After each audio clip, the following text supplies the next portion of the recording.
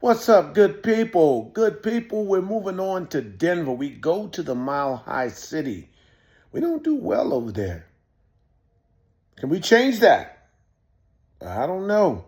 Hey, you know what we do here? We talk Cowboys here.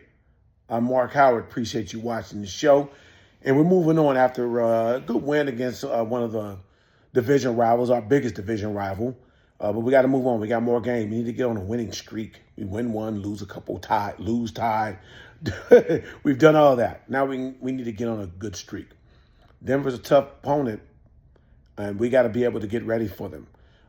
We got a lot of things that's going on for this week here. Now it's Tuesday. Since then, we're starting to get players back, get players healthy. Also, again, every week there's always going to be some dings. There's going to be some situations with players in the IR. We'll go over that and we'll talk about that there. Yeah, so on the IR, so look at here, Wanye Thomas, Marshawn Lynch, Trevor Keegan, Johnny Cornelius, they're all listed as questionable. These are injuries that definitely have come about since the game against Washington last Sunday. Doesn't look like there's going to be too serious questionables, obviously saying that they're getting treated for it through this week.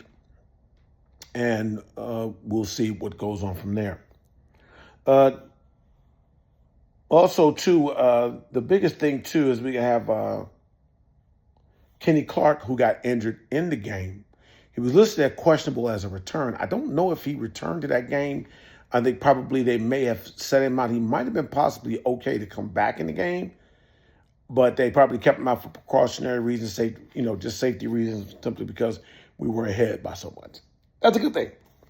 But it was his elbow that he got injured, and that was the thing there.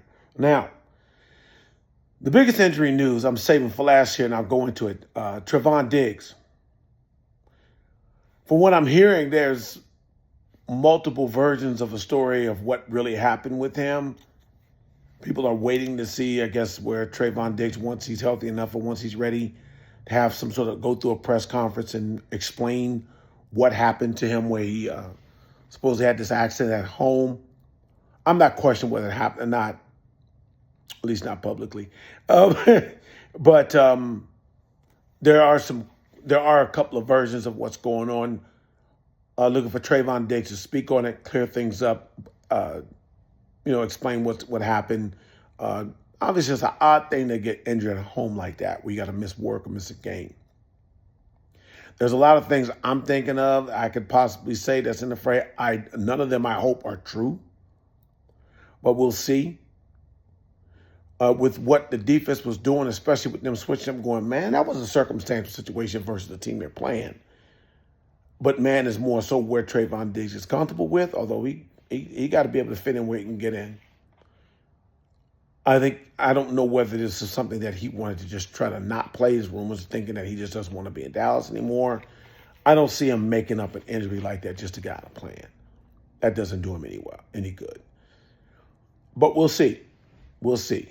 This is a key thing. I like Trevon Diggs. He's played very well with us since before the injury came in. One at the top, he's an all-pro corner. Don't know if he's kind of slow. Probably still trying to get his feet out from under him. I won't lie, he's homies from D.C., from my area. So I'm kind of pulling for him and his brother Stephon Diggs.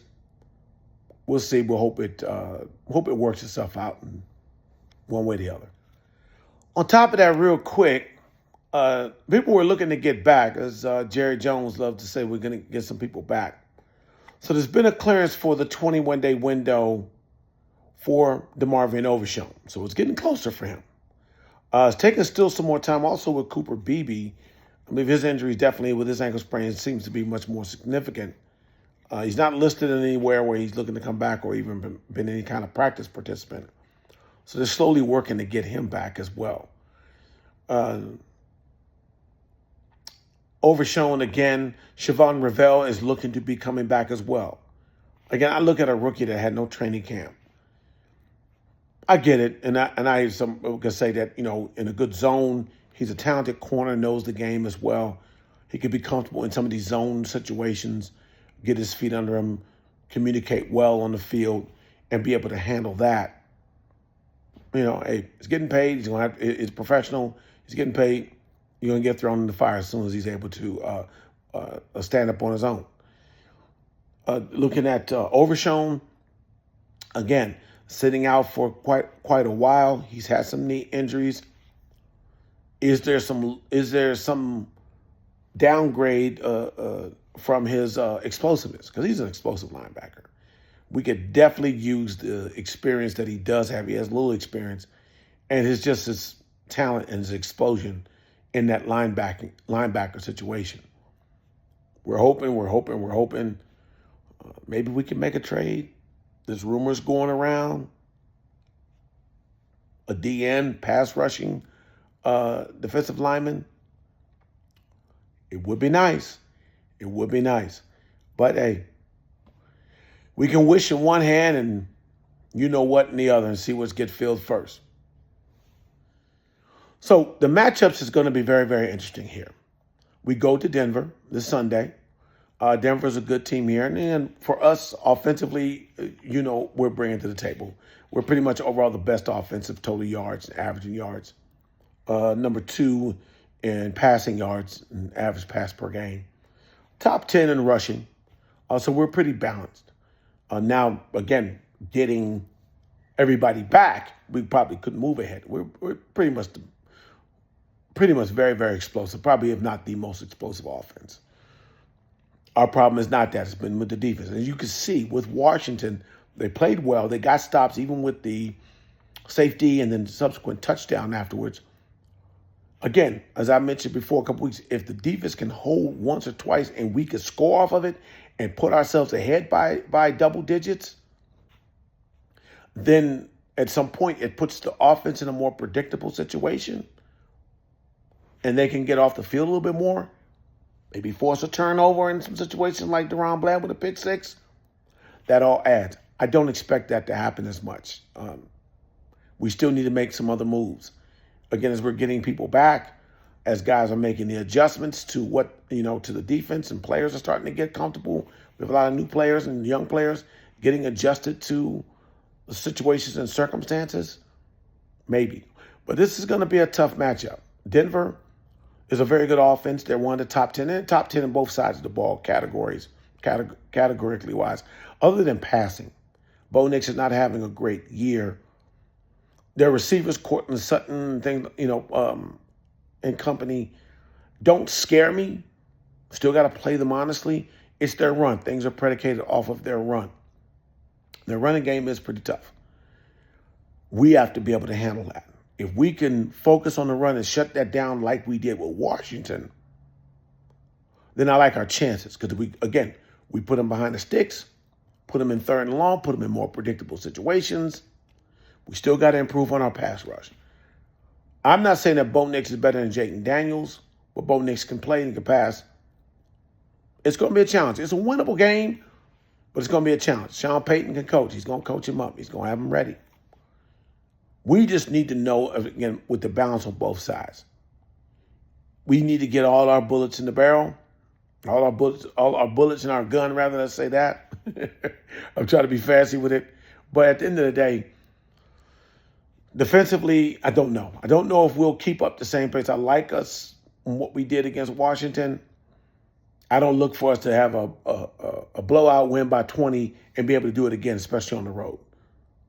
Now, I get it. If we can go up by 33 points and have them 33-0 going in the fourth quarter, I like our chances because even if Denver scored 33 points in the fourth quarter on our defense, which is quite capable, especially if they can do it on the Giants defense, we could put up 33 on any defense. So we could do it in the fourth quarter ourselves. So I like our chance in that situation, but that's not likely to happen. All right? That's not likely to happen. Thoughts for us moving forward. Jerry Jones hasn't given any indication that he'll want to make a move. He was asked that question after the game yesterday. And I'll say, if he is, because Jerry Jones has definitely been a risk taker. He's an oil tycoon. They take risks. He's an investor. If they were going to make any trades, which there is a little bit in the rumor mill about a trade, that would be something. But I'm not buying into it. I would say to you that if Jerry Jones was going to make the trade, he's definitely not going to let everybody know he's looking to make the trade. Okay, that killed the value. That lowers the bargaining chip. At the end of the day, we got to be able to make a trade before the trade deadline to a viable player that fits a position of need, especially on the defense, to a team that's ready to make a fire sale. That's ready to go ahead and say, okay, let's build some draft picks. We have some draft capital, and if a player will make it worthwhile.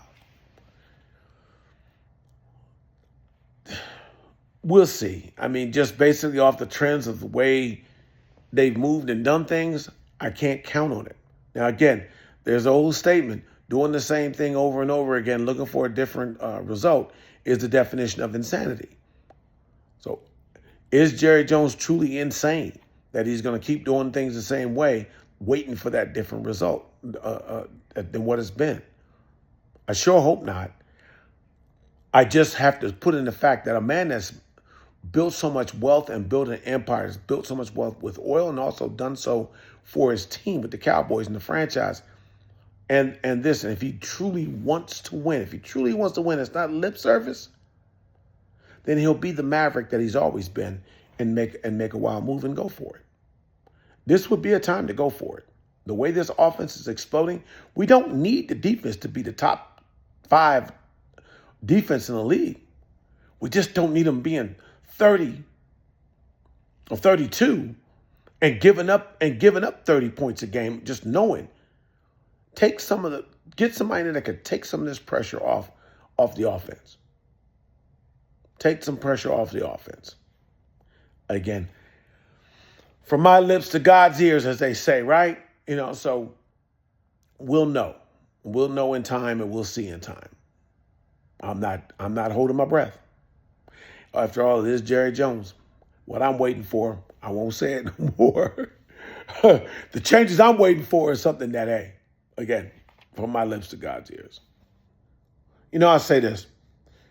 The one thing I'm looking at, and we have to say with this, and I mentioned it yesterday as we're going in through week 7, I do like what Schottenheimer's doing as a coach overall.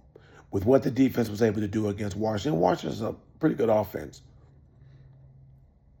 I can see where he stepped into the defense, went into some of the defensive meetings, gave some support, gave some understanding of what's needed for the defense. Did that help? Maybe, maybe not. Maybe putting the point of saying some jobs are on the line here will definitely help. Not just in the coaching staff, but on the field. I do like what Schottenheimer brings to the table. The team generally is bringing it for him. Even as bad as the defense has been, they're bringing it for him. Eberflus is capable.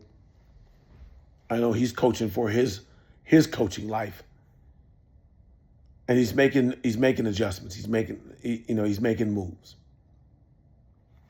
Overall, I like the direction that we are headed in.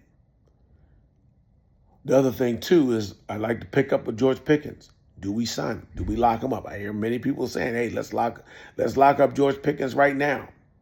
That's not been the Cowboys' way of doing things. If they do lock him up before the season starts, I hope I find out while I'm lying down or sitting down. Because if I'm driving my car, I'll probably crash. I'll probably crash if they do something like that. Sadly, that's just the truth there. Javonte Williams, will they lock him up? As far as in the contract. He's going to demand some big money the way he's running. He's number 2 in rushing behind Jonathan Taylor, who's having a big year. Trust me. And I have both Javonte and Jonathan Taylor on my fantasy teams. And they're giving me great points. So we got the makings of something really good here. Again, offense sells tickets, defense wins championships. We got enough offense to be able to win a championship, but we need the defense to be something. I'm saying it over and over and over and over again. Not waiting on Overshown. I'm looking forward to getting him back and want him to stay healthy and finish. Siobhan Revel, sorry for messing your name up, young brother. Can he give us something and add to our secondary? Elam is not really working is great. Deron Bland looks great. And Deron Bland could go outside, inside. I don't think Deron Bland has a problem playing slot now because he didn't get slot money. He got good cornerback money, which he deserves. If we can become deep in that situation, along with Trayvon, if Trayvon is able to work things out, whatever the situation is, it's just not been smooth there lately with Trayvon Diggs in Dallas. We got to get that fixed one way or the other. Or we move him. He's got some trade value. Let's move him and pick up another draft pick out of it. Or package him for somebody that we can bring in right now, impactful for the defense. These are all questions and things I would love to see happen, but I don't know. Either way, right now, one game at a time. We beat Washington. It's on now. We're Tuesday. It's on to Denver, on to the Broncos. We need to win that game. All bets are off if we don't. It for us to go under 300 with basically midway through the season, especially with a tie, right? If we're going to be a possible contending team with that defense regardless, right, as it is status quo, we need to move forward and put together a couple of more 3, 4, 5 wins in a row. That's really telling. We'll see. We'll see. Hey, folks, I appreciate you guys tuning in and watching. Please subscribe. As I said before, please subscribe to the channel. Say it all the time. Hit like. It doesn't work without you guys watching, supporting, saying a little something. I appreciate the comments and responses coming through. We're growing. We're building. We're working. Hey, we're talking Cowboys because that's what we do. We talk Cowboys here. We'll be back tomorrow, and we'll break down the sides of the ball against one side versus the other. You guys have a good afternoon. Peace.